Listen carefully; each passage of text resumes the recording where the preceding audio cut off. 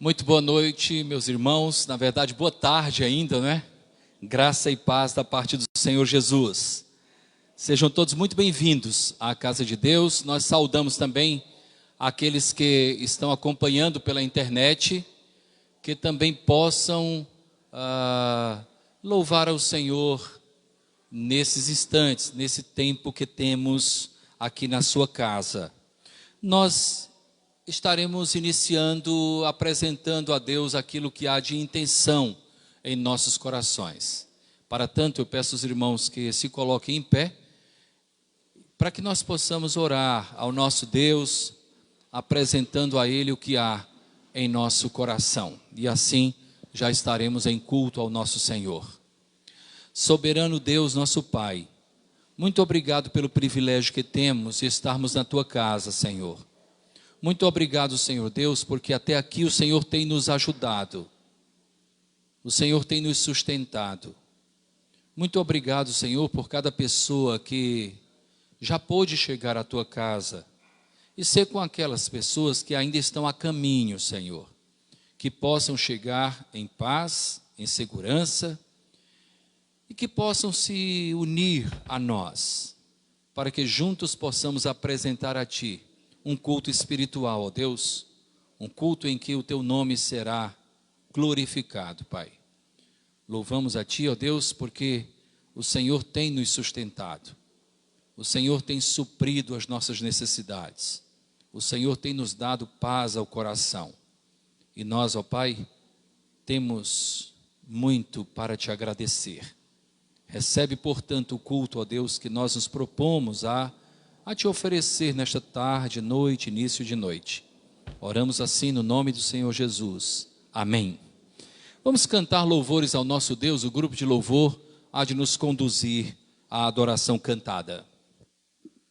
Saudamos a todos com a graça e a paz do Senhor Jesus Cristo. Amém? Com muito prazer que nós convidamos toda a igreja, aqueles que estão presentes e também nos acompanhando de forma remota, a entoar louvores ao nosso Deus. Vamos começar cantando Vim para Adorar-te.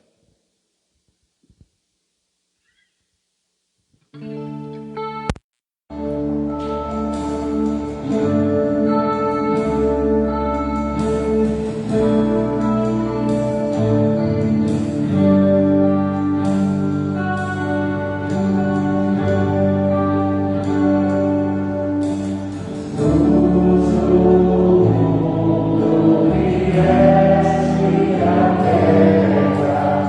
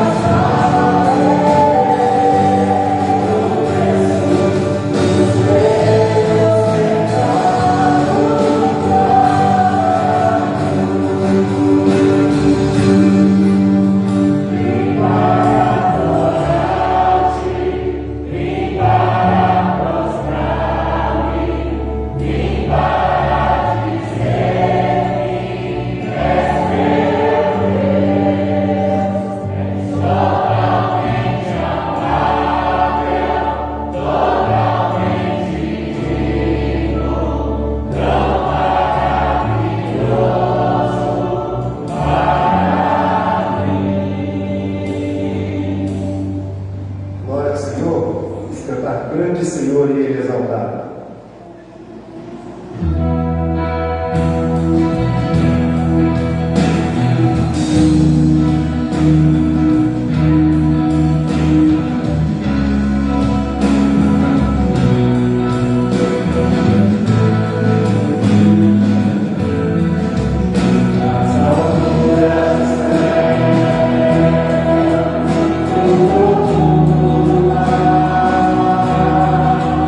Oh,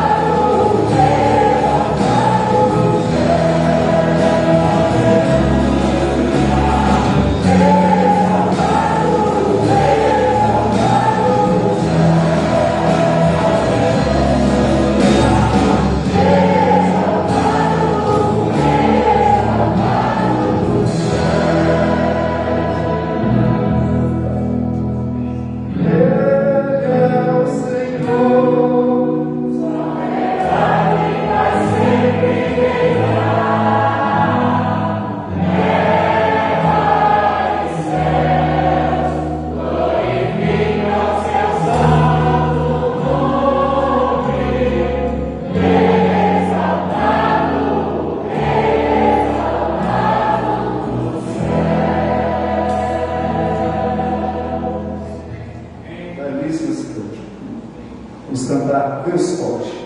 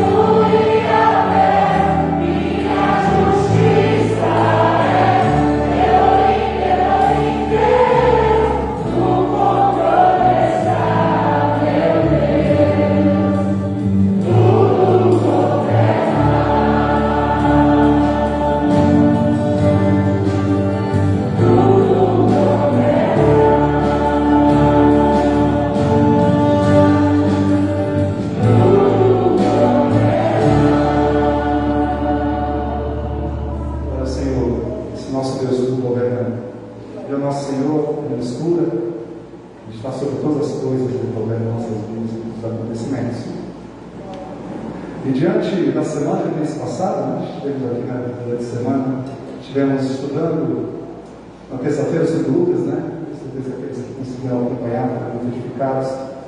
E essa música ela apareceu para mim na terça mesmo, porque foi o texto que nós lemos, né? Foi uma situação bem importante. Quando nós ensinamos, escutei só, as coisas acontecem e a gente leva para a gente e foi para Deus. E quando ele fala, de união e agradece ao Senhor, o pastor fala que a bem-aventurança de Maria, né? Esse cântico foi ela que que entrou, está escrito, foi levado, e ela demonstra que ela simplesmente aceitou, sem precisar ver, sem precisar de informação, sem precisar de nada. E às vezes a gente duvida, né? A gente precisa ver isso para crer, mas os acontecimentos da nossa vida, eu tenho certeza que nessa leitura dela é algo que a gente devia trazer para nós. E ela fala de forma tão linda, né? Que a nossa alma engrandece ao Senhor, nosso espírito se alegra em Deus e Salvador. Fala do que ele é. Então vamos cantar. Minha alma engrandece ao Senhor.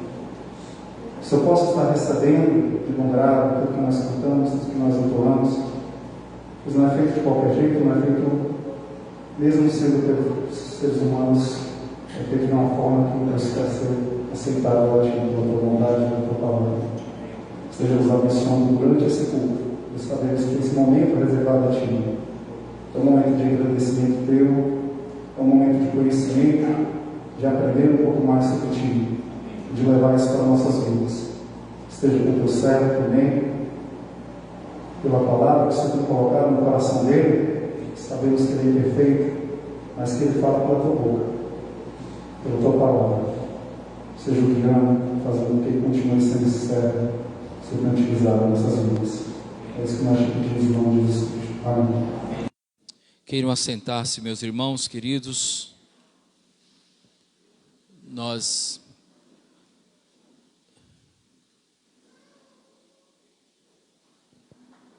estaremos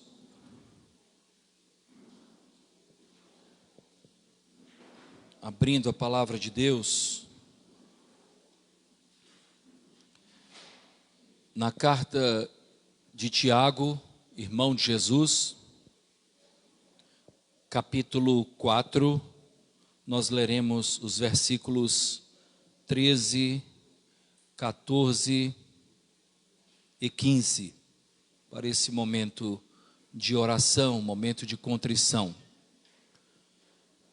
Carta de Tiago, capítulo 4, nós leremos os versículos 13, 14 e 15.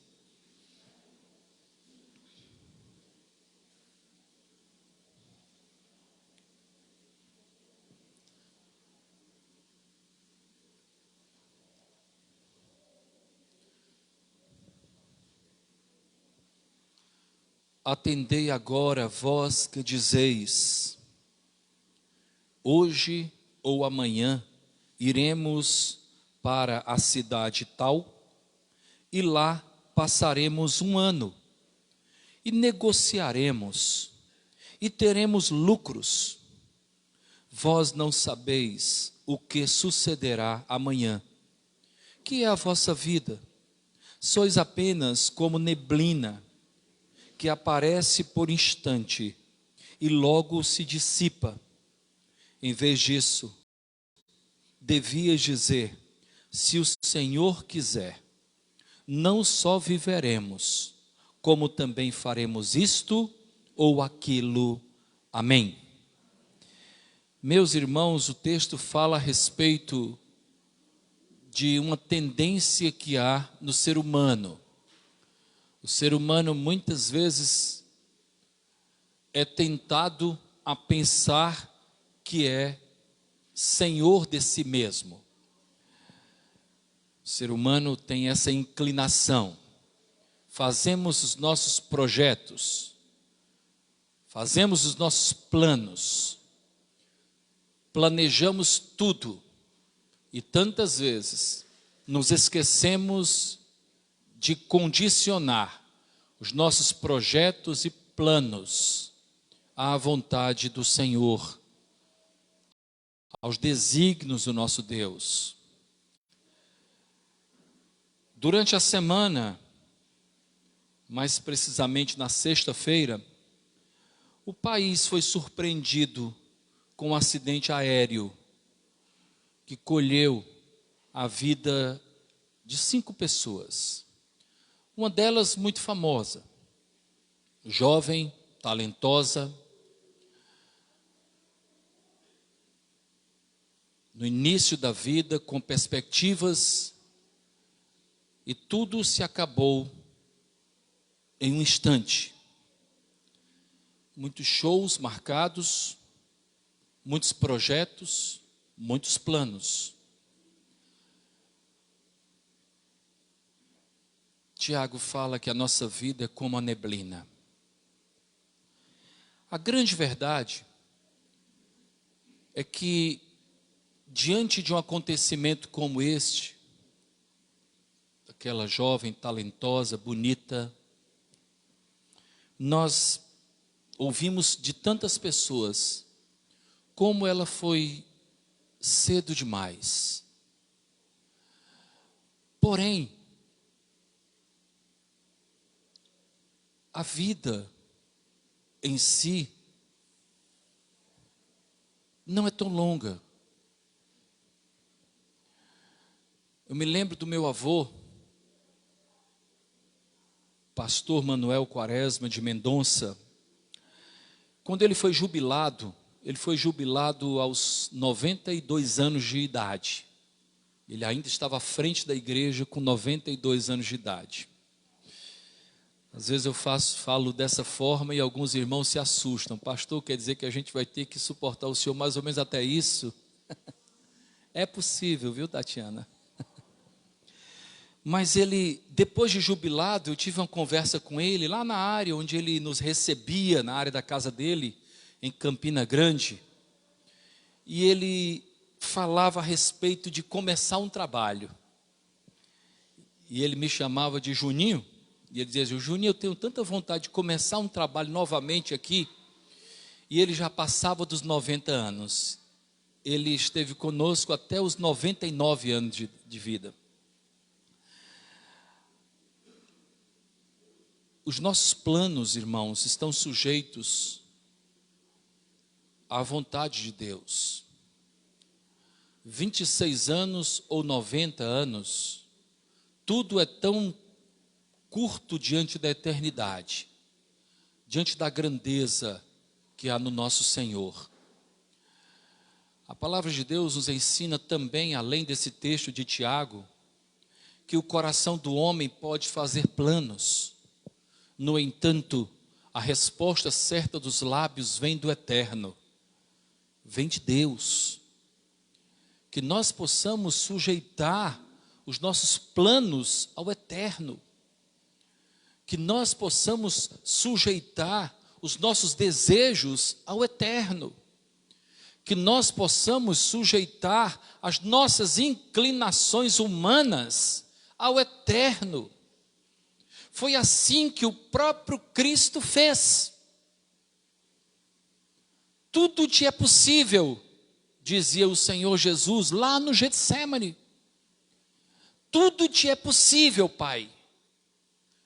Passa de mim este cálice, mas que a tua vontade seja feita. É necessário alinharmos os nossos desejos, as nossas expectativas, os nossos planos aos desejos, expectativas e planos do eterno Deus. Planeje, mas não se esqueça de condicionar seu plano à vontade do eterno. Atendei agora, vós que dizeis, hoje ou amanhã iremos para a cidade tal, e lá passaremos um ano, e negociaremos, e teremos lucros. Vós não sabeis o que sucederá amanhã, que é a vossa vida. E como eu tenho perguntado isso constantemente, que é a nossa vida? Que é a nossa vida? Tiago diz: sois apenas como neblina, que hoje por instante aparece e logo se dissipa. Em vez disso, devia dizer: se o Senhor quiser, se o Senhor quiser, não só viveremos, como também faremos isto ou aquilo. Que possamos estar na presença de Deus, que possamos depender dEle. Os caminhos e pensamentos do Senhor são mais altos que os nossos caminhos e pensamentos. Meus irmãos, nesse momento de oração, eu gostaria de pedir à igreja que estivesse orando pela dona Lucinete Ferreira Lima. Ela é uma vizinha da nossa irmã Teresa, uma serva de Deus, e ela está enfrentando uma enfermidade significativa, está internada. A nossa igreja se fez presente através do casal Lima e Neia. Estiveram visitando a dona Lucinete, levando uma palavra de conforto, de encorajamento. E na prática também, estamos em busca de uma cirurgia tão necessária para a dona Lucinete. Ela precisa dessa cirurgia. E eu gostaria de pedir à igreja que estivesse orando por ela. E também caso possam, podem me procurar a irmã Tereza, procurar o irmão Lima, tá? Para viabilizarmos juntos a cirurgia da nossa irmã Lucinete. É uma senhora muito querida. Eu lembro que ela esteve conosco aqui, a receber no gabinete, oramos juntos, não foi, Tereza? Há 1 ano mais ou menos. E nesse momento eu gostaria que a igreja lembrasse de orar pela dona Lucinete. Também devemos orar pelas famílias da igreja. Vamos orar pelos que estão viajando. Vamos orar também por aqueles que estão vivendo privações nessa época tão difícil que o mundo atravessa.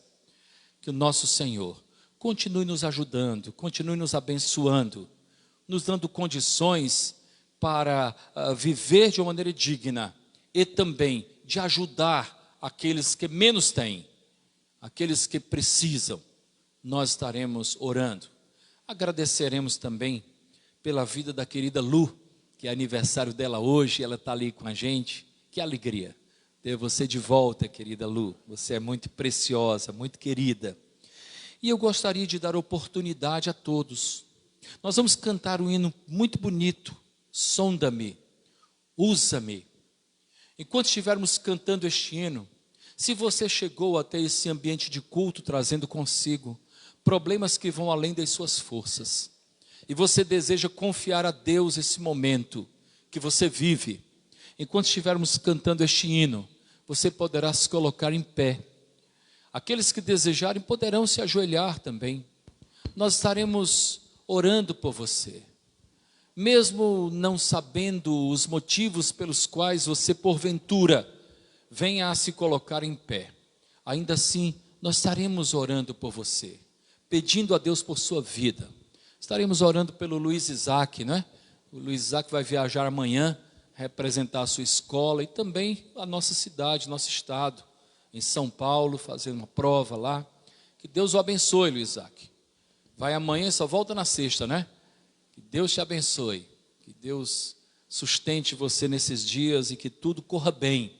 Estaremos orando também como temos feito por sua vida. Vamos, portanto, cantar esse hino, Sonda-me. E se você deseja ser alvo do nosso clamor, da nossa oração, pode ficar em pé. Eu costumo dizer que eu não tenho a solução para os problemas dos irmãos, mas eu sei quem tem. E vou estar falando com ele daqui a pouquinho. Se você deseja que eu fale com ele a seu respeito, pode sinalizar. Nós apresentaremos a sua vida ao autor da nossa vida, ao autor de tudo que há. Vamos cantar.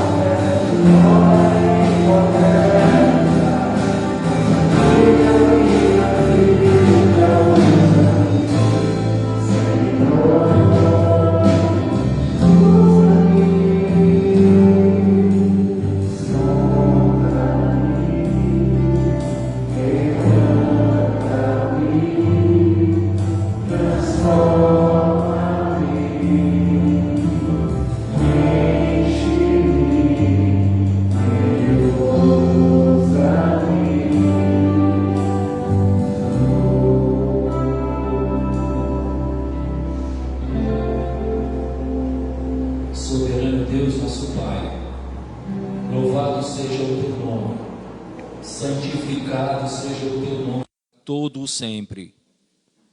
Nosso Senhor, nós estamos na tua presença e falamos contigo, Senhor, não por merecimentos, antes falamos contigo por meio do teu Filho, o Senhor Jesus Cristo, o nosso único mediador entre nós e tu.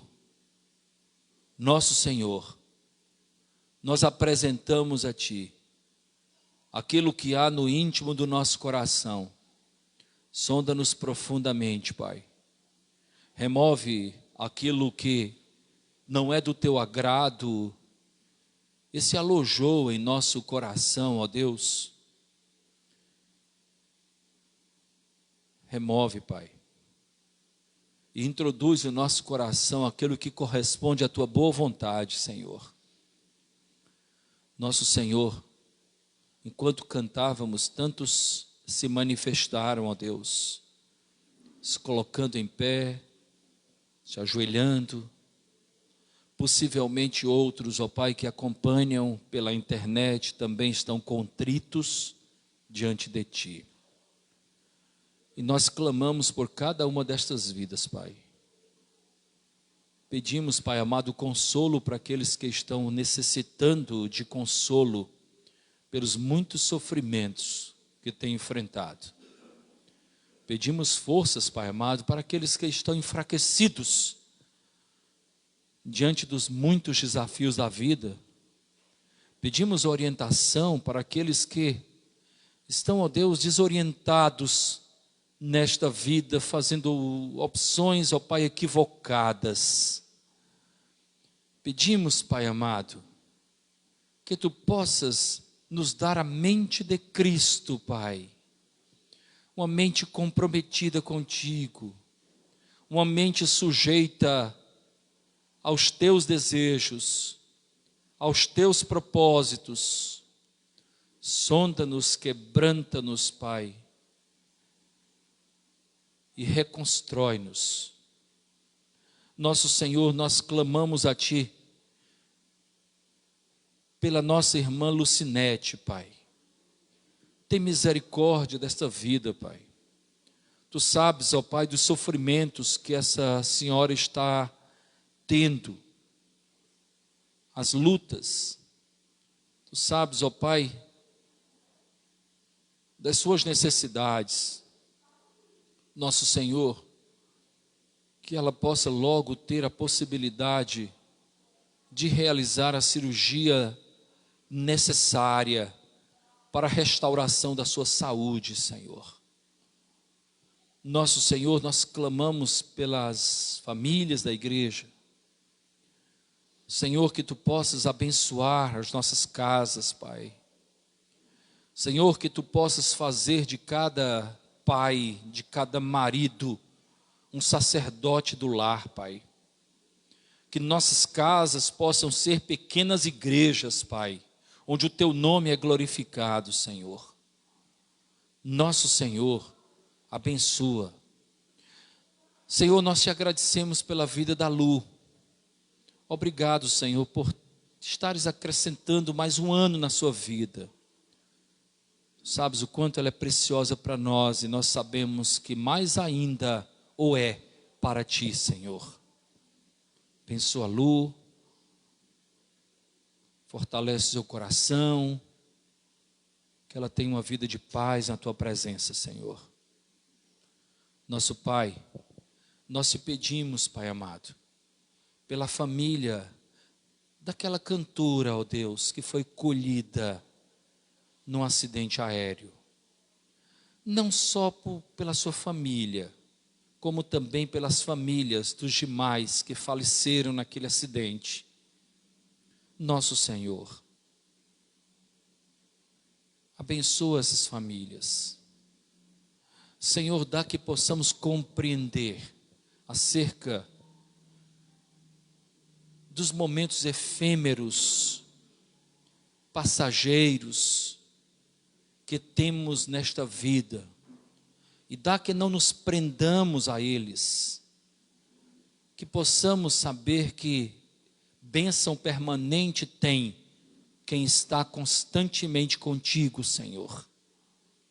Nosso Pai, abençoa, ó Deus, o teu povo. Abençoa o nosso país, Pai. Os nossos governantes, Pai. Abençoa o nosso estado, a nossa cidade. Nos abençoa, ó Deus, pois necessitamos tanto da tua bênção. Fortalece-nos, anima-nos para a tua glória. Assim oramos, no nome de Cristo. Amém. Queiram assentar-se, meus irmãos queridos. Antes de nós encaminharmos as crianças, hoje nós teremos somente as crianças pequenas, não é, Carla? Hoje nós temos ceia e acordamos que no dia de ceia as crianças maiores já permanecerão para compreenderem um pouco mais acerca dessa ordenança do Senhor Jesus. Antes de nós encaminharmos as nossas crianças, nós gostaríamos de trazer alguns avisos e também de saudar aqueles que nos visitam, não é? E eu gostaria de dizer, Adriana, você tem um casal, né, que está ali visitando, você pode apresentar, minha irmã, por favor? Dona Ellen, Márcio, Deus abençoe, sejam muito bem-vindos, se sintam bem aqui no nosso meio, é uma honra recebê-los. Também vi uma família chegando ali atrás, pode me ajudar? Ivana, me ajuda aí, Ivana, que essa família que está aí na sua frente, cumprimenta isso. Ana Paula, não é? Ana Paula, Tarcísio e filhos, sejam muito bem-vindos, que Deus os abençoe, se sintam bem aqui no nosso meio. Também estou muito feliz com a presença da nossa querida irmã Dorinha, tá? Há uma afinidade muito grande, não é? Com a nossa irmã Dorinha. Eu fui pastor da sua família lá na boa cidade, boa e inesquecível, cidade de Corrente, no sul do Piauí. Todos os dias eu participo de um grupo, viu, irmã Dorinha, lá de Corrente, então não tem como não. Todo dia estamos interagindo com aquele povo querido, inclusive com a sua irmã, que é muito querida, a Lena, né? Deus abençoe, minha irmã, que bom que a senhora está aqui. Seu Amadeu não veio, não é hoje, mas leva um abraço meu para ele, tá bom? Meus irmãos, eu gostaria de trazer rápidos avisos. Na terça-feira, igual o Hugo falou, né? Emocionado ali, nós estamos estudando, não tem como não se emocionar, irmãos. Às vezes nós estamos preparando o estudo do Evangelho e a gente se emociona. E quando a gente se depara com uma personagem como Maria, a mãe de Jesus, como não nos emocionar? E na última terça-feira nós aqui estudávamos acerca da visita de Maria a Isabel. E como foi um momento precioso, é um momento que somente Lucas relatou. Aquele momento precioso. Isabel estava grávida de João Batista, né? E quando Maria chegou na casa de Isabel, o que foi que aconteceu? Quem é que sabe aí? Vai ganhar um prêmio. Como é? Isso, João Batista no ventre se alegrou e houve grande regozijo. E nós estamos estudando versículo por versículo e como isso é engrandecedor. E nós queremos encorajar você a estar conosco a cada terça-feira, às 20 horas, aqui no templo. Nós estamos estudando o Evangelho segundo Lucas. E tem sido uma grande bênção para nós, não é? Lucas, que é o único escritor que não é judeu do Novo Testamento. Somente Lucas, que não é judeu, era um médico gentil, médico grego. Nós queremos chamar você a vir. Nós também queremos convidar, ontem nós não tivemos por motivo superior, nós tivemos uma demanda para resolver e não pudemos receber, não tivemos condições de receber os irmãos na imersão, mas no próximo sábado, com a permissão de Deus, estaremos juntos às 16 horas para receber os irmãos aqui, é uma imersão nos fundamentos da fé cristã. E nós temos aprendido tantas coisas maravilhosas aqui também, das 16 às 17 horas. E no domingo, 16 horas, nós temos o discipulado com vistas ao batismo. Hoje nós falávamos com o grupo que possivelmente será no segundo domingo de dezembro. Nós teremos batismos aqui na nossa igreja. Então já tem um grupo se preparando comigo no domingo às 16 horas. Então participem, venham, aqueles que desejam se batizar. E em seguida, 17 horas, teremos novamente o culto para a glória do nosso Senhor.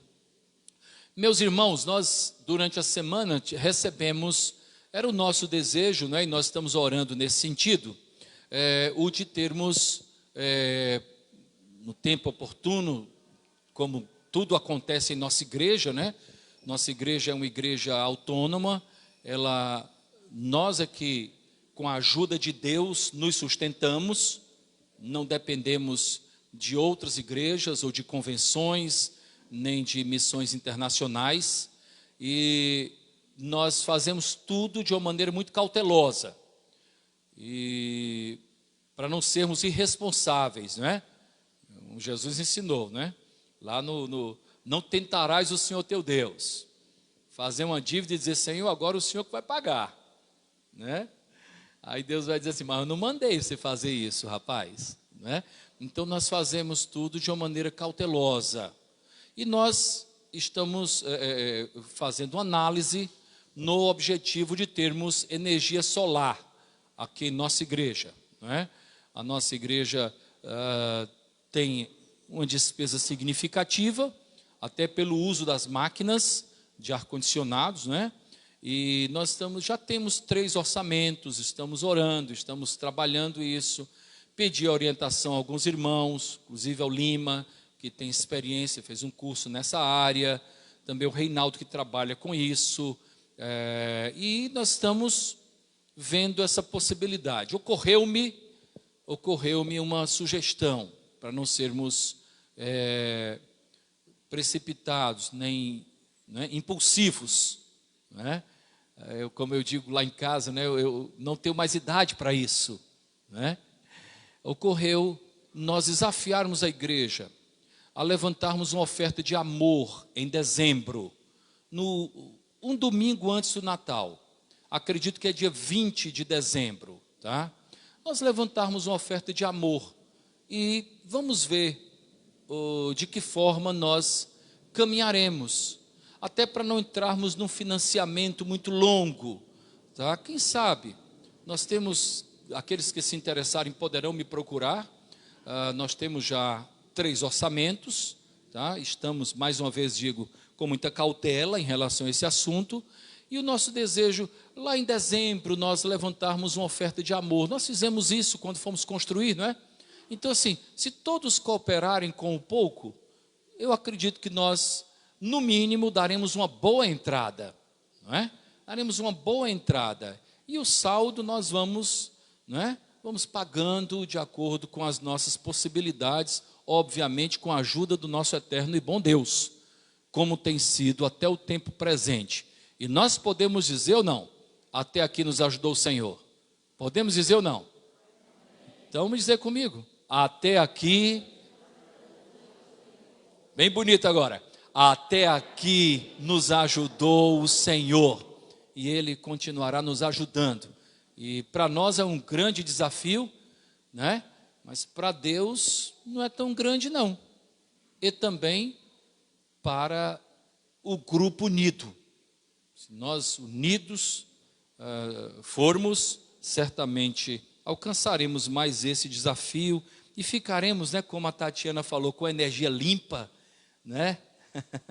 Com energia limpa. Sol é o que não nos falta aqui no nosso querido Ceará, né?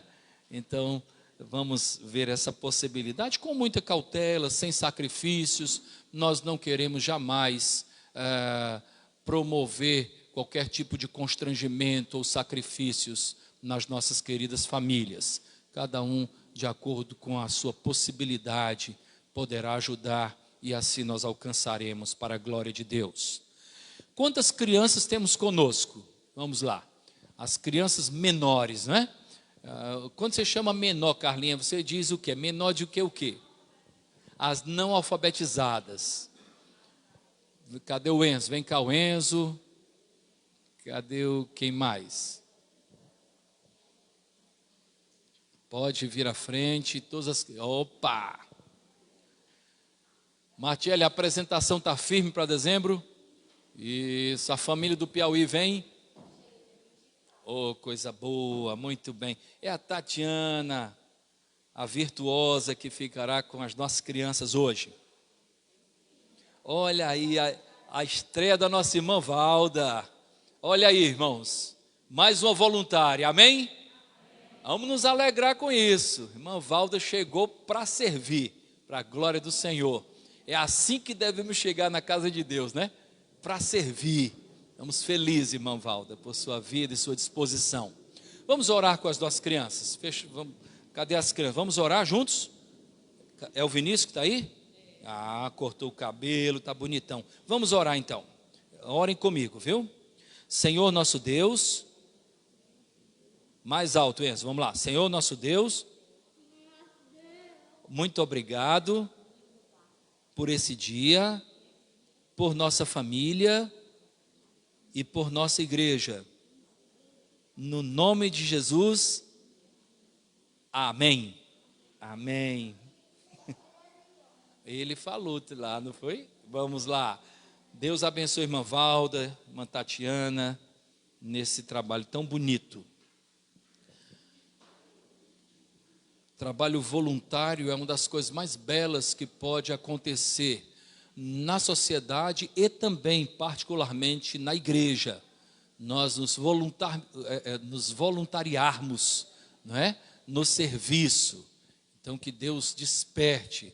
Essa semana eu recebi a dona Néia e o Lima, e estávamos falando sobre isso, né?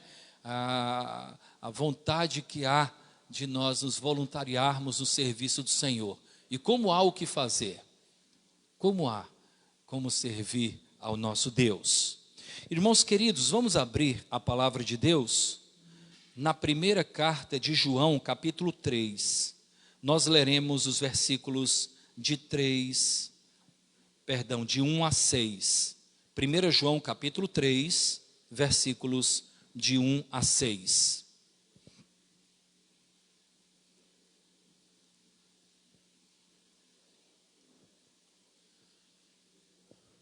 Primeira epístola de João, capítulo 3, versículos de 1 a 6.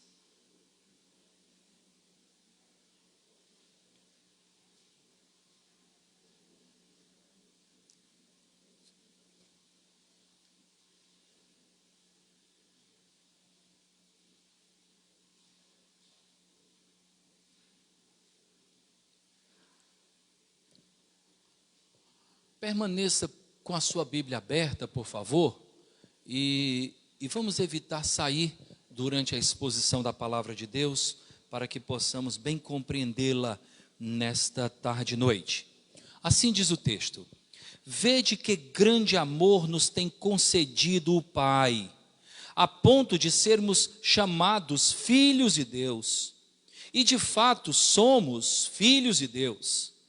Por essa razão, o mundo não nos conhece, porquanto não o conheceu a Ele mesmo. Amados, agora somos filhos de Deus, e ainda não se manifestou o que haveremos de ser. Sabemos que, quando Ele se manifestar, seremos semelhantes a Ele, porque haveremos de vê-lo como Ele é. E assim mesmo se purifica todo o que nele tem esta esperança, assim como ele é puro. Todo aquele que pratica o pecado também transgride a lei, porque o pecado é a transgressão da lei. Sabeis também que ele se manifestou para tirar os pecados, e nele não existe pecado. Todo aquele que permanece nele não vive pecando. Todo aquele que vive pecando não o viu, nem o conheceu. Amém. Meus amados irmãos, o apóstolo João escreveu essa carta no final do primeiro século, entre os anos 85 e 95, final do primeiro século, e João escreveu essa carta num período muito semelhante ao período em que ele escreveu o quarto evangelho, que foi o último a ser escrito também no final do primeiro século. João escreveu uma carta alertando acerca dos perigos trazidos pelos falsos ensinos. E queria então que a igreja de Cristo se firmasse no verdadeiro evangelho. Porém, há também alguns assuntos que são secundários, não sem importância, mas secundários nesta carta. E um deles é acerca da convicção que temos de que somos salvos. Esse é um dos assuntos também principais dessa carta. A ênfase da convicção plena da salvação. Essa salvação é caracterizada pela vida associada a Cristo. E nós passamos a compreender essa ideia quando nós fazemos um link lá para a segunda carta de Paulo aos Coríntios, quando ele diz: se alguém está em Cristo, associado a Cristo, nele, vivendo e respirando a vida cristã, tendo características que se identificam com o Filho de Deus. O Evangelho, então, encanta-nos de uma maneira significativa. E diante de um mundo tão complicado como o que nós estamos vivendo, é de grande importância que nós sejamos encantados pela mensagem do Evangelho. Isso eu tenho dito constantemente para as pessoas com quem eu convivo, porque há um temor muito grande por parte da sociedade cristã diante dos muitos ataques que nós temos recebido. Mas se você olhar para trás, em nenhum momento da história do cristianismo nós vivemos uma paz completa, uma tranquilidade plena. Quando os problemas não eram externos, eles eram internos.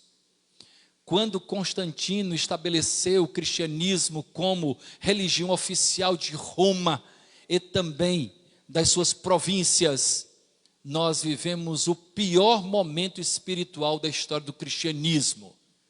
Faltava conversão genuína. Tudo era institucionalizado. As pessoas já nasciam como que automatizadas no cristianismo. Não eram confrontadas com a verdade acerca do pecado, do perdão, do novo nascimento, da nova vida. Então, nós sempre vivemos dificuldades. O momento que nós estamos vivendo também é um momento de dificuldade. E para cada pessoa que eu converso, pessoas que demonstram preocupações em relação ao momento que nós estamos vivendo, eu tenho praticamente tido um único discurso: é necessário nós voltarmos a nos encantar, ou a nos encantarmos com o Evangelho da Graça. O Evangelho precisa voltar a nos encantar. Como é que é isso? Eu gosto muito daquela ilustração do canto das sereias, né? O canto das sereias que levavam os marinheiros para os rochedos, e lá os navios batiam nas pedras e eles afundavam. Ulisses então tapou os ouvidos dos seus marinheiros, mas há um detalhe interessante: o próprio Ulisses, que era comandante, ele sabia das suas próprias fragilidades, inclinações, e não só ele tapava os ouvidos dos marinheiros com cera e algodão, como ele também pedia para que os marinheiros amarrassem, porque ele sabia que era frágil e ele mesmo poderia ser levado pelo canto das sereias. E eu fico pensando, Quantos de nós, líderes, têm também sido atraídos pelo canto das sereias contemporâneos? Não é? Então Ulisses, não me amarre, e ele ficava tentando se soltar para levar o navio para o canto das sereias. E ali eram rochedos que faziam com que o navio naufragasse. Mas o mais belo da história é a respeito da atitude de Orfeu, da mitologia, não é? Porque Orfeu, ele não se preocupou nem em se amarrar e nem em tapar os ouvidos dos marinheiros. Sabe o que ele fez? Ele tocava lira. E ele tocava muito bem lira. E ele tinha uma voz belíssima. E ele então passou a tocar lira e passou a cantar, os cantos sendo acompanhados pela lira, e os marinheiros se encantavam com o som da lira, tocada por Orfeu, e eles não ligavam para o canto das sereias. Fazendo uma comparação à nossa realidade, nós precisamos tocar a lira do Evangelho em nossas casas, a lira do Evangelho em nossas igrejas, a lira do Evangelho onde nós estivermos, porque o Evangelho é encantador. O Evangelho, por isso que o Hugo estava chorando agora há pouco, quando nós adentramos na mensagem do Evangelho, é o Evangelho da graça, é o Evangelho do amor, é o Evangelho do perdão, é o Evangelho da transformação, é o Evangelho da vida nova, é o Evangelho transformador de vidas. Ele é encantador, ele não pode ser minimizado a coisas desta vida. Não pode ser minimizado a teologia da prosperidade material. Ele não pode ser minimizado a aquisição de coisas nesta vida. O Evangelho é mais precioso que isso. Se nós observarmos o relato de João, nesses versículos, nós vamos perceber que tudo tem a ver com o encanto da mensagem do Evangelho. Se não vejamos, vamos observar, fazendo uma releitura, já trazendo as explicações e aplicações para a nossa vida. O versículo 1 diz assim: vede que grande amor nos tem concedido o Pai, a ponto de sermos chamados filhos de Deus. E de fato, somos filhos de Deus. Por essa razão, o mundo não nos conhece. Algumas coisas desse primeiro versículo. Primeiro destaque, presta atenção que é fundamental isso. O amor de Deus é concreto, não é abstrato. Vede, contemple, constate que Deus é bom. Vede que grande amor. Eu posso ver o amor de Deus a cada dia. Ao amanhecer, eu posso contemplar as misericórdias de Deus renovadas. Eu posso ver o amor de Deus na minha vida, me sustentando dia a dia, com livramentos, com bondade, com perdão, com oportunidades. Como não ver o amor de Deus? O amor de Deus é algo concreto, não é abstrato, não é aquela coisa distante e um tanto clichê. Jesus te ama. Aí você diz: que bom, eu também me amo. Eu também te amo, que bom, sorte isso. Não é isso. É o amor visto, contemplado. É o amor concretizado. Lá em João capítulo 3, versículo 16, possivelmente o versículo mais conhecido de todo o Novo Testamento, nós encontramos alusão ao amor de Deus. Deus amou o mundo de tal maneira que deu seu Filho unigênito para que todo aquele que nele crê não pereça, mas tenha a vida eterna. Deus em Cristo tornou o seu amor concreto, porque o amor é um verbo a ser conjugado. Não é algo simplesmente a ser dito com palavras. Eu preciso demonstrar que amo. E Deus demonstrou o seu amor ao enviar o seu Filho quando ainda estávamos distantes. Isso é amor. Se nós fôssemos bonzinhos, nós estaríamos simplesmente dizendo que Deus tinha enviado seu Filho como resposta às nossas boas ações. Então Deus não teve uma ação amorosa, Ele teve uma reação. E não foi assim. Ele enviou apesar de nós, não porque nós merecíamos. Ele enviou apesar daquilo que nós pensamos todo dia, daquilo que passa na nossa mente todo dia. Possivelmente nós não teríamos coragem de colocar no telão aqui os nossos pensamentos de um dia só. Eu mesmo não teria. Mas Deus ainda assim me amou. E Ele tornou o seu amor concreto. Ainda nesse versículo eu encontro que o amor de Deus é principalmente visto por meio da mudança que Ele opera em nós. Uma mudança da nossa natureza. Uma mudança da nossa origem. E isso é importante. Não é simplesmente a mudança eu estou numa igreja X, agora eu vou andar de paletó, eu vou fazer. Não é a mudança externa, é a mudança na origem. Veja o que diz a parte B, ele diz assim, do versículo ainda, não é? Preciso ler todo. Vede que grande amor nos tem concedido o Pai, a ponto de sermos chamados filhos de Deus. Esse amor é principalmente visto por meio da mudança que opera em nós. Nós passamos a ser filhos de Deus. Foi uma mudança da nossa origem. Eu não sou mais filho da desobediência, filho do pecado, como diz a Bíblia. Eu sou filho de Deus. E é uma mudança significativa.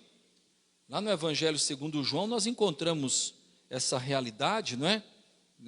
Capítulo 1, versículos de 11 a 13, nós encontramos, veio para o que era seu, isso falando a respeito do verbo, o Senhor Jesus, veio para o que era seu, e os seus não o receberam, mas a todos quantos o receberam, deu-lhes o poder de serem feitos filhos de Deus. Filhos de Deus. Mas eu pedi tanto isso a Deus que Ele me deu. Não. Não é por vontade humana. Não foi porque eu quis. O versículo seguinte diz, não é? Os quais não nasceram do sangue, nem da vontade da carne, nem da vontade do homem, mas da vontade de Deus. Não foi Deus que respondeu a minha oração. Ele fez pela sua própria vontade. Ele me tornou seu filho, apesar de mim, apesar das minhas inclinações. A consequência disso, e aí nós encontramos a parte final desse primeiro versículo, a consequência disso é, principalmente, a ausência de comunhão com o mundo que nós estamos vivendo. Se não vejamos o final do versículo, ele diz, por essa razão, o mundo não nos conhece, porquanto não conheceu a Ele mesmo. O mundo não conheceu o nosso Pai, portanto não nos conhece enquanto filhos. Enquanto filhos. Que comunhão pode haver com aquele que é filho de Deus? Ou entre aquele que é filho de Deus e aquele que não tem qualquer comunhão com o nosso Pai?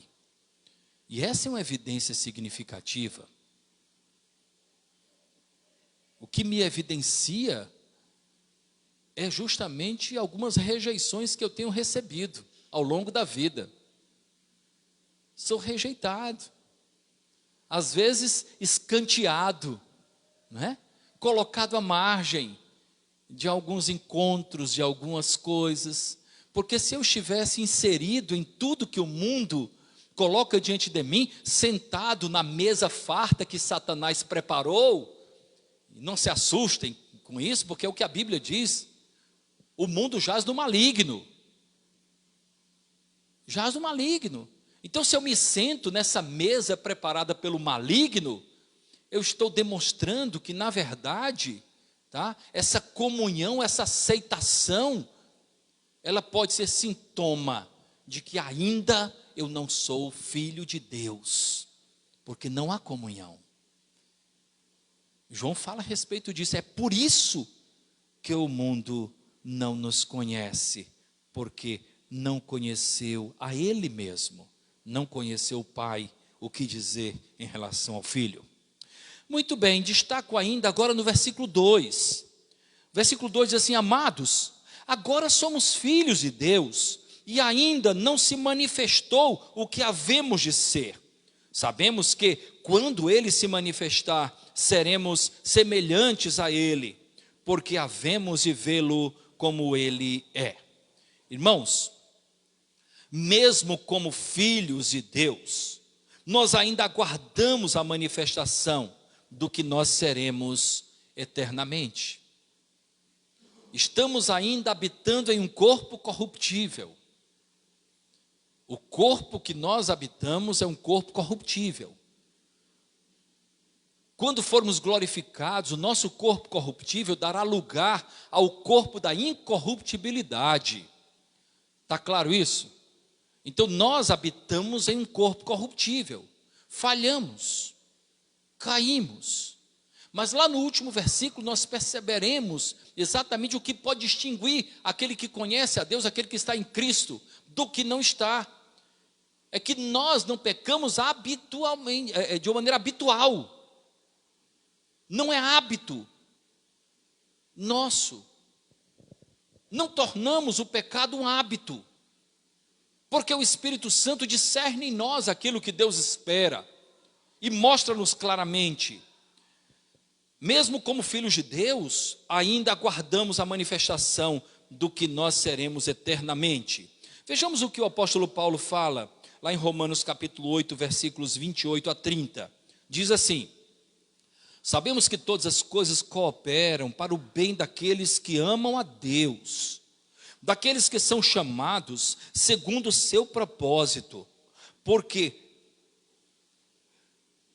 porquanto aos que de antemão conheceu, também os predestinou para serem conformes à imagem do seu Filho, a fim de que ele seja o primogênito entre muitos irmãos. E aos que predestinou, a esses também chamou, e aos que chamou, a esses também justificou, e aos que justificou, a esses também glorificou. O nosso corpo será glorificado como o de Cristo. E o que Paulo fala aqui, tá, é exatamente isso. E está em total comunhão, concordância com o que João fala. Agora somos filhos de Deus, porém, ainda não se manifestou o que haveremos de ser. Como é que nós haveremos de ser? Semelhantes a Jesus. Semelhantes a Jesus.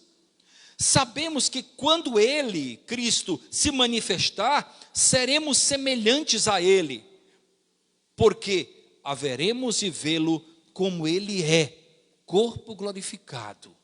Assim nós seremos. E é o curioso que o apóstolo Paulo deixa mais claro ainda, não é? Para que ele seja o primogênito dentre muitos irmãos com corpos glorificados. É assim, é a promessa, é o que o texto nos ensina. Nós só poderemos ver a Cristo como Ele é, quando nos tornarmos semelhantes a Ele, é o que diz o texto no final do versículo 2. Mais um destaque, agora o versículo 3, permaneça com a sua Bíblia aberta.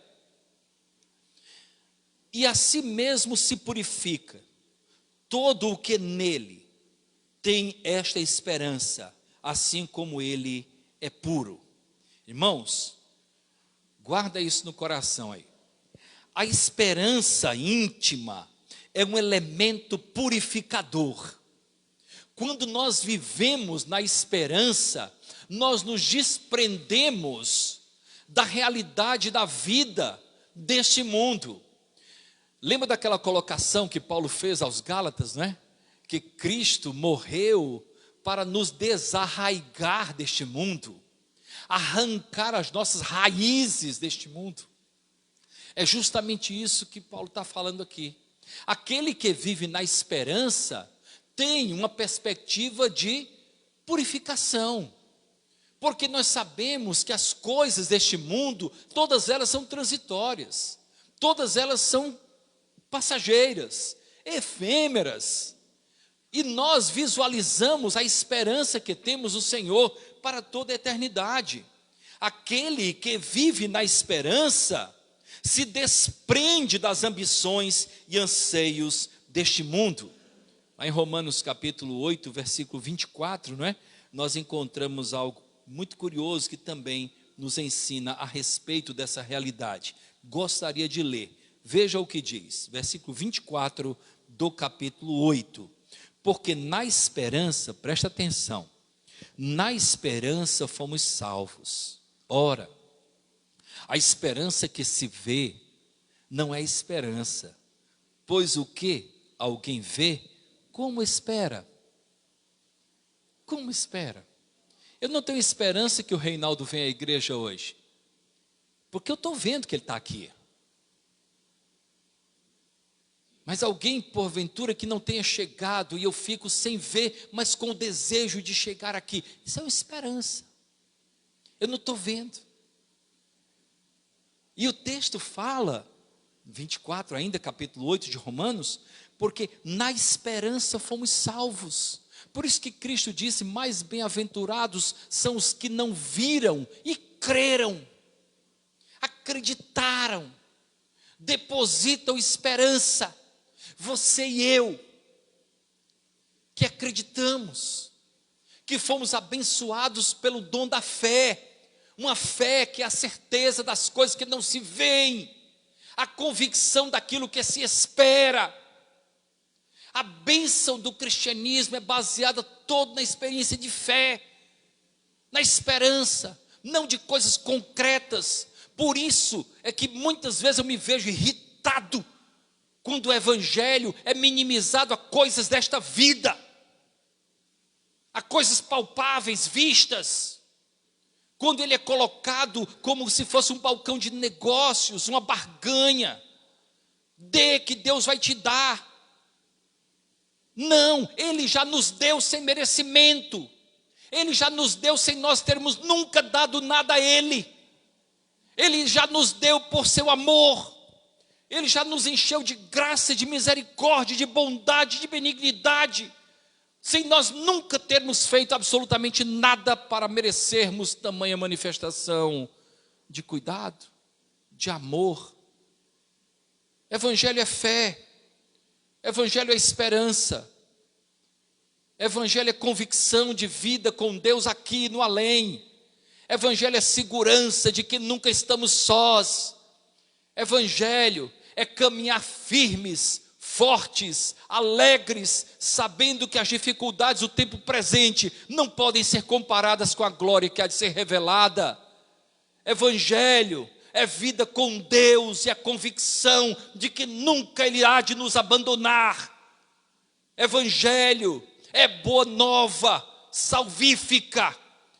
Foi esse evangelho que levou muitos dos que nos antecederam a morrerem cantando hinos, a serem queimados vivos cantando hinos, a serem lançados às feras, porém com a esperança no coração de que tinham encontrado o Verbo eterno. Evangelho é a convicção que houve em Simeão, ao pegar nos braços o pequeno Jesus e dizer: pode despedir o teu servo, porque os meus olhos já viram a salvação.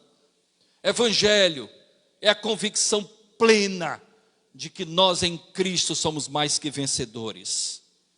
Isso é evangelho. A esperança íntima é um elemento purificador. Quando nós não temos a nossa esperança voltada a esta vida, antes temos a esperança voltada para Deus, nós caminhamos de uma maneira pura, somos purificados, porque a grande verdade é que nós sabemos que Ele é dono dos nossos amanhãs, que nada foge do seu controle, que Ele não está alheio a nada que passamos, e Ele tem propósitos para a nossa vida. Amém? Amém? Glória a Deus. Versículo 4. Versículo 4 nos diz assim: todo aquele que pratica o pecado também transgride a lei, porque o pecado é a transgressão da lei. Meus irmãos, deixa eu falar uma coisa para vocês aqui, um segredo que todo mundo sabe, muitas vezes não admite, mas sabe. Sabe o que é? É o seguinte: o que compromete a nossa vida espiritual, presta atenção, o que compromete a nossa vida espiritual também sintomatiza a nossa vida terrena.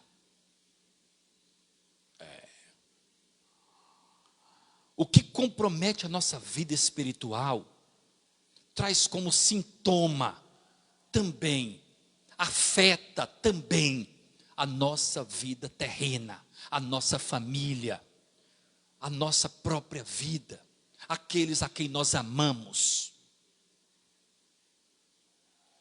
Quando eu adultero, eu estou pecando contra Deus, mas eu estou afetando também a minha esposa, os meus filhos, a minha casa, eu estou maculando o meu leito.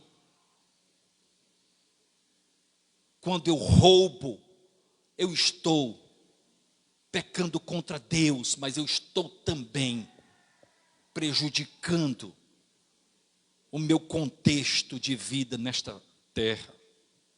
Vocês lembram da parábola do filho pródigo? Quando o filho pródigo estava lá, né, na fazenda, um país distante, disputando as alfarrobas com os porcos, devido à sua grande fome, ele disse assim: levantar-me-ei, eu amo esse texto, e irei ter com meu pai. Eu sei que na casa do meu pai, os empregados, os servos, vivem muito melhor do que eu estou vivendo aqui, longe dele. Eu me levantarei e vou ter com ele, e eu vou dizer o seguinte: pai, eu pequei contra o céu, mas eu pequei também diante de ti. O meu pecado foi contra Deus, mas afetou a minha vida, afetou a nossa família. Eu gastei coisa da minha casa, eu maltratei pessoas que eu amo. Assim, a nossa transgressão espiritual sintomatiza no nosso contexto de vida, irmãos.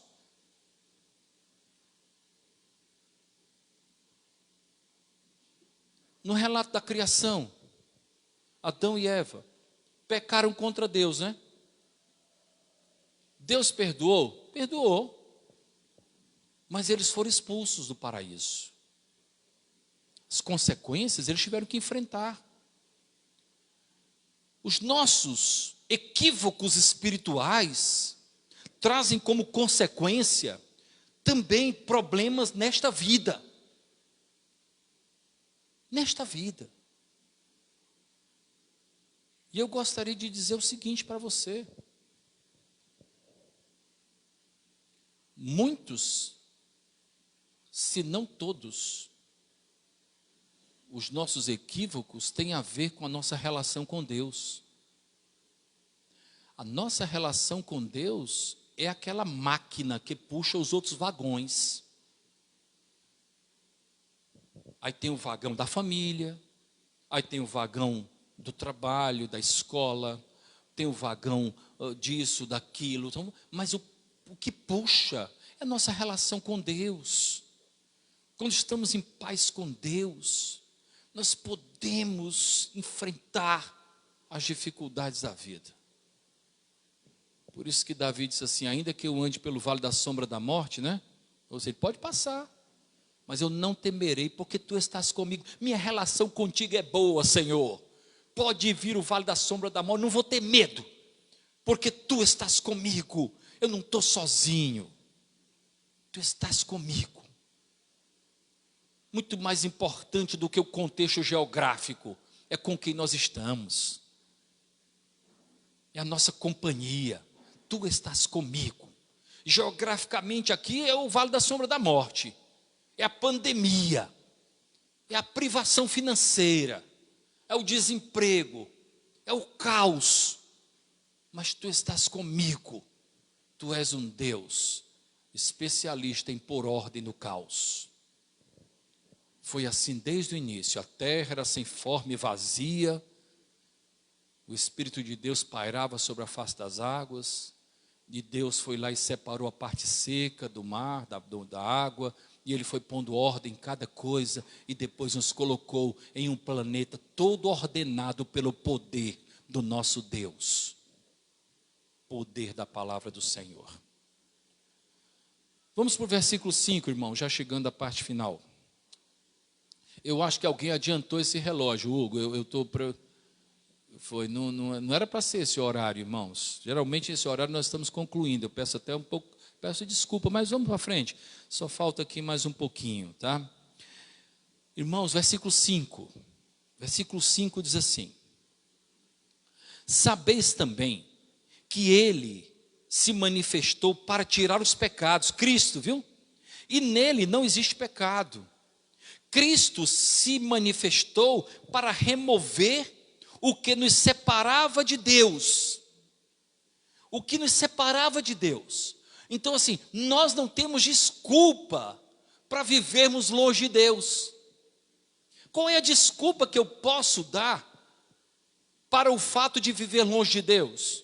Se o que me separava de Deus, Cristo veio, tá, e removeu. Eu tenho tudo para viver em comunhão com aquele que me criou, em comunhão com o eterno. Lá em 2 Coríntios capítulo 5, versículo 21, nós encontramos o apóstolo Paulo falando da seguinte forma: aquele que não conheceu o pecado, Deus o fez pecado por nós, para que nele, em Cristo, fôssemos feitos justiça de Deus. Em Cristo somos justiça de Deus. Deus fez de Cristo o próprio pecado, para que nele nós pudéssemos ter vida. Não é? É por isso que quando Jesus estava na cruz, ele disse: Deus meu, por que me desamparaste? Porque ali Deus tinha feito de Jesus o próprio pecado, o meu e o seu. Ele estava ali carregando o meu pecado e o seu. E o nosso Deus não tem comunhão com o pecado. Então Deus olhava para Jesus e via lá o meu pecado e o seu pecado. E em uma interpretação, usando como base o elemento do contraste, quando Deus olha para um homem que é lavado pelo sangue de Cristo, quando Ele olha para mim, olha para você, Ele não vê o meu pecado, porque o meu pecado já foi crucificado lá na cruz do Calvário. Ele olha para mim e vê a marca de Cristo. Nada pode ser tão precioso quanto isso. Da mesma forma que Deus abandonou Jesus, Ele me acolhe, porque aquilo que me afastava dEle foi removido pelo poder do sangue de Cristo. Percebe isso ou não? Amém? Finalmente, versículo 6.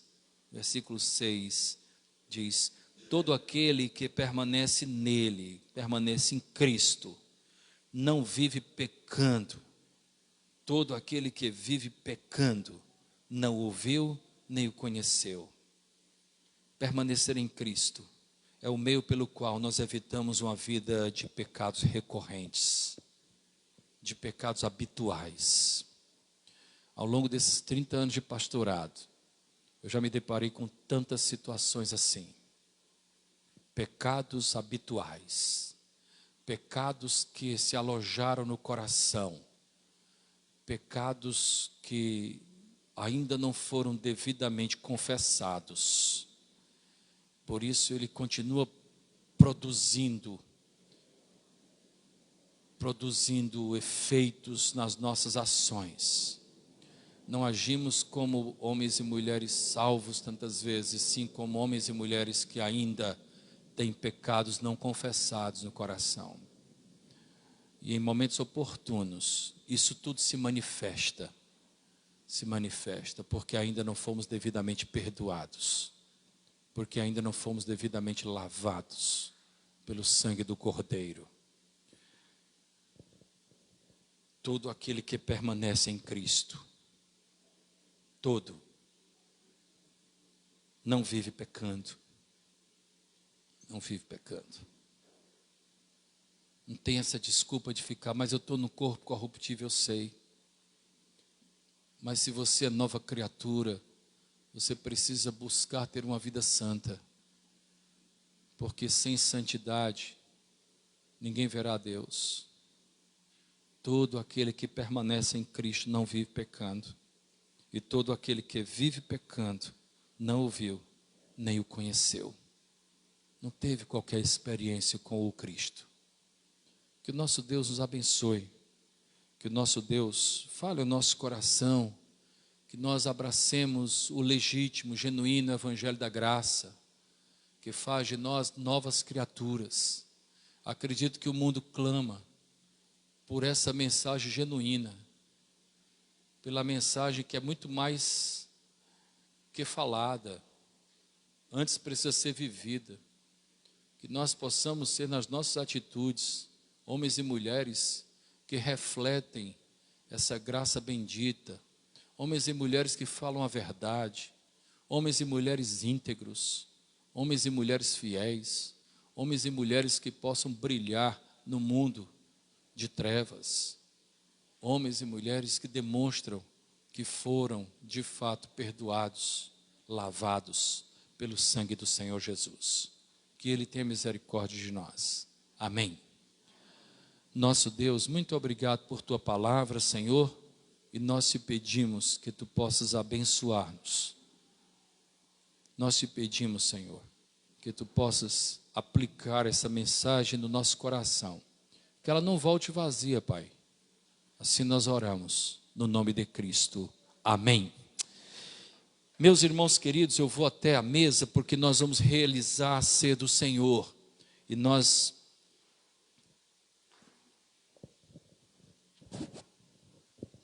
gostaríamos nesse instante de mencionar o fato do Senhor Jesus Cristo, quando esteve com os seus discípulos à mesa, ter anunciado aquilo que representa cada elemento. Na noite que o Senhor Jesus foi traído, Ele tomou o pão e, havendo dado graças, disse: este é o meu corpo, que é dado em favor de vós.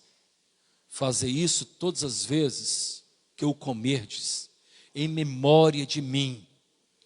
Lembrem-se de mim.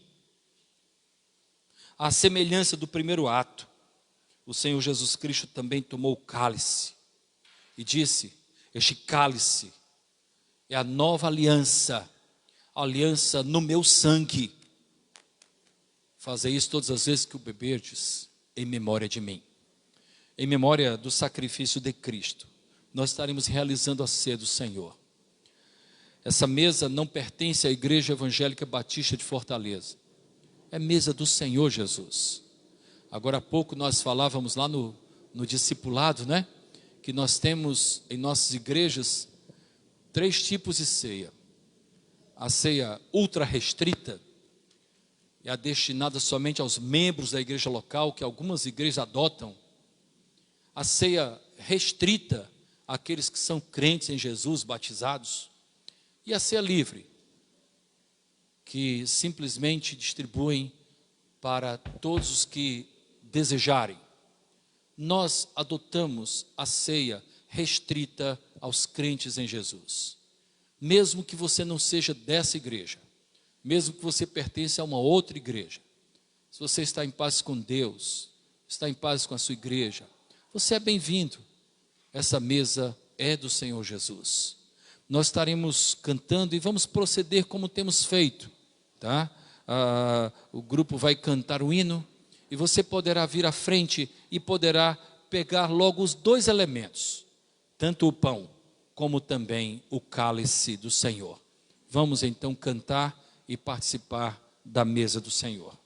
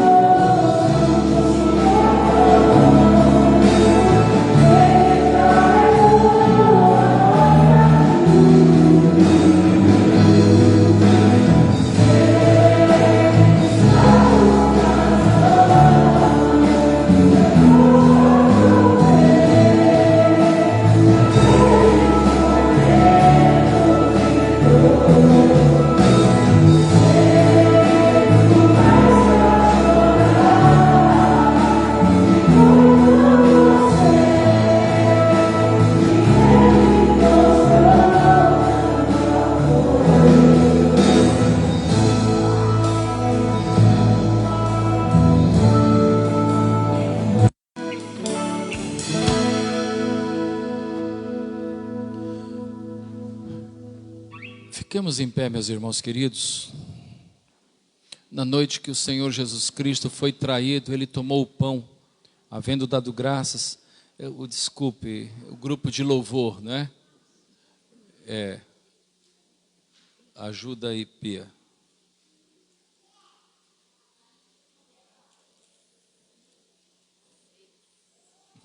Obrigado, Pia. Vamos esperar um pouquinho que o grupo vai abrir o pão.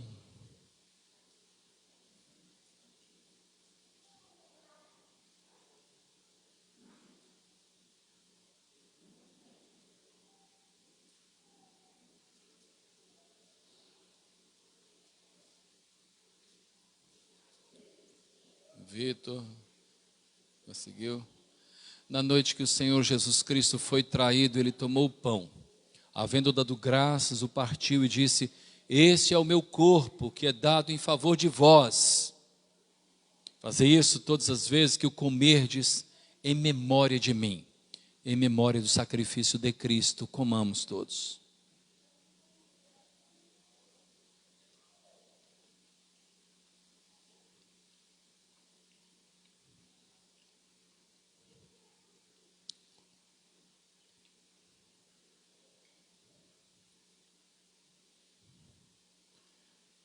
Louvamos o teu nome, Senhor, pelo teu Filho, que foi fiel até a morte, e morte de cruz. Nos lembramos disso, e que essa lembrança nos acompanhe em toda a nossa trajetória de vida, no nome de Cristo. Amém. À semelhança do primeiro ato, o Senhor Jesus tomou o cálice e disse: este cálice é a nova aliança, a aliança no meu sangue. Fazei isso todas as vezes que o beberdes, em memória de mim, em memória do sangue vertido no Calvário. Bebamos todos.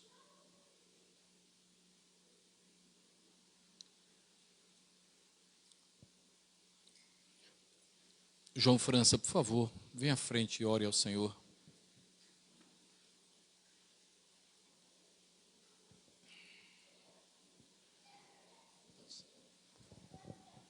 Senhor nosso Deus, nosso Pai, te oramos, Senhor, nesse momento, Pai, agradecido por esse momento, Senhor. Muito obrigado, Pai, pelo privilégio de poder participar da Tua ceia, Senhor. Muito obrigado, Senhor, pelo sacrifício que foi feito lá na cruz, Senhor. Que possamos a cada dia nos lembrar, Senhor, e agradecer-te mais e mais, Senhor, por tudo que tens feito por nós, Senhor. Perdoa as nossas falhas, perdoa as nossas fraquezas e nos abençoa conforme o Teu querer. Assim te oramos em nome de Jesus. Amém. Irmãos, permaneçamos em pé para cantarmos o último hino. E nesse último hino nós poderemos também, em forma de culto, consagrar ao Senhor parte daquilo que Ele tem nos dado. Não por constrangimento, não sem alegria, mas com alegria, com contentamento, nós poderemos consagrar parte daquilo que o Senhor generosamente tem nos dado. Vamos então cantar o último hino e poderemos então trazer às urnas aquilo que o Senhor tem nos dado, parte daquilo que Ele tem nos dado.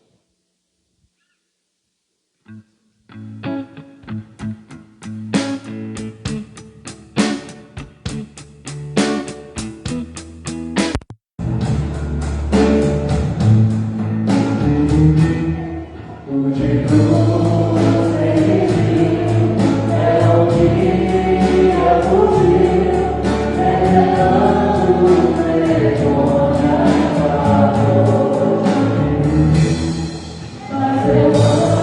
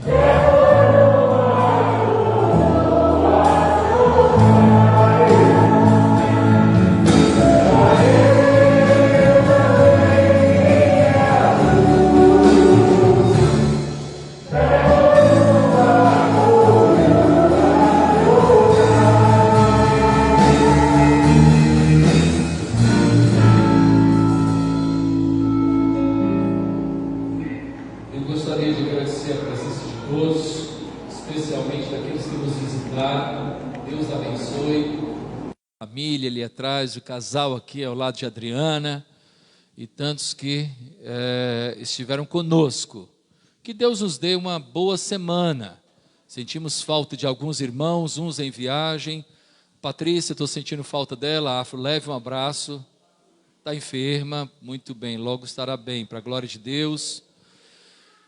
Nós estaremos impetrando a bênção apostólica. Após a bênção apostólica, eu estarei à porta para, pelo menos, cumprimentar os irmãos de uma maneira sutil, não é? Estamos muito contentes porque o nosso Deus tem cuidado de nós. Estamos vencendo esse momento. Nós ontem recebemos uma notícia muito boa, tá? A respeito do controle da pandemia na nossa cidade, especialmente no nosso estado. Acredito que foi uma semana sem contaminação, Carla? Sem mortes na nossa cidade, glória a Deus por isso. E vamos continuar confiando no Senhor. Até aqui Ele tem nos ajudado. E nós vamos confiar nele para todas as coisas. Nós vamos impetrar a bênção apostólica. Eu gostaria de desejar uma boa semana aos irmãos. Caso você tenha que tomar alguma decisão, não a tome antes de saber o que Deus pensa a esse respeito, porque os pensamentos e caminhos de Deus são mais altos do que os nossos. Portanto, vamos abraçar os caminhos e pensamentos do Senhor. Recebamos a bênção apostólica, irmãos. Que a graça do nosso Senhor e Salvador Jesus o Cristo, que o amor de Deus, o nosso eterno Pai, que a comunhão e a consolação do Deus Espírito estejam conosco, hoje e sempre. Amém. Queiram assentar-se, com oração silenciosa estamos despedidos.